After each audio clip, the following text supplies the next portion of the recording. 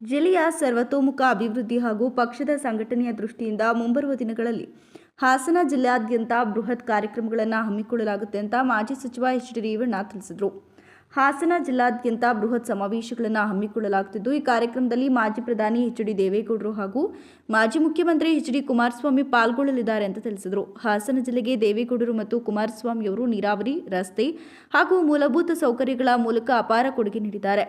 80 ಅಡಿ ಕಾಂಕ್ರೀಟ್ ರಸ್ತೆ ಹಾಗೂ ಚತುಷ್ಪಥ ರಸ್ತೆಗಳು ಜಿಲ್ಲೆಯ ಪ್ರಗತಿಗೆ ಸಾಕ್ಷಿಯಾಗಿವೆ ಅಂತ ಎಚ್.ಡಿ. ರೇವಣ್ಣ ಅವರು ಹೇಳಿದರು. ಪೂರ್ವಭಾವಿ 24ಕ್ಕೆ ಪೂರ್ವಭಾವಿ ತಾಲೂಕು ಕಾರ್ಯಕರ್ತರು ಸಭೆಯನ್ನು ಮಾಡ್ತೀವಿ. ಜಿಲ್ಲಾ ಸಮಾವೇಶಕ್ಕೆ ಎಷ್ಟು ಜನ ಸೇರಿಸೋ ಉದ್ದೇಶ ಹೊಂದಿದೆ? ಮಿನಿಮಮ್ ನಾವು 1.5 2 ಲಕ್ಷ ಜನ ಸೇರಿಸಬೇಕು ಅಂತ ತೀರ್ಮಾನ ಮಾಡಿದ್ದೀವಿ. ಸಮಾವೇಶ ಉದ್ದೇಶ ಈ ಜಿಲ್ಲೆಯಲ್ಲಿ ಪಕ್ಷ ಸಂಘಟನೆ ಒಂದು, ಕಳೆದ ವಿಧಾನಸಭೆ ಮತ್ತು ಇದು ಲೋಕಸಭೆ ಎಲೆಕ್ಷನ್ ಆದಮೇಲೆ ಕಾಂಗ್ರೆಸ್ ಪಕ್ಷದ 2 ಸಭೆಗಳು ಮಾಡಿದ್ದಾರೆ. 2 ಸಭೆ ಮಾಡೋದಕ್ಕೆ ಏನು ಉದ್ದೇಶ ಏನೇನು ಅದಿಲ್ಲ.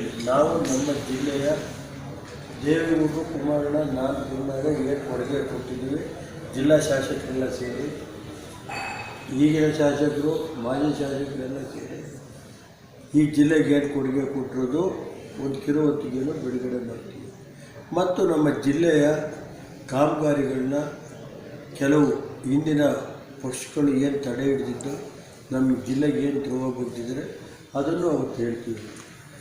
ಆ ಉದ್ದೇಶದಿಂದಲೇ ಅವತ್ತು ಸಭೆನ ಮತ್ತು ಪಕ್ಷ ಸಂಘಟನೆ ಬಗ್ಗೆಯೂ ದೇವೇಗೌಡರು, ಕುಮಾರಣ್ಣವರು, ನಮ್ಮ ವಿರೋಧ ಪಕ್ಷದ ನಾಯಕರು, 2 ಸದನದ ನಾಯಕರು, ವಿಧಾನಸಭೆ ವಿರೋಧ ಪಕ್ಷದ ನಾಯಕರು ಮತ್ತು ನಮ್ಮ ಮುಖಂಡರು, ರಾಜ್ಯ ಮಟ್ಟದ ಎಲ್ಲ MLAಗಳು, ಮಾಜಿ MLAಗಳೆಲ್ಲ ಬರ್ತಾರೆ.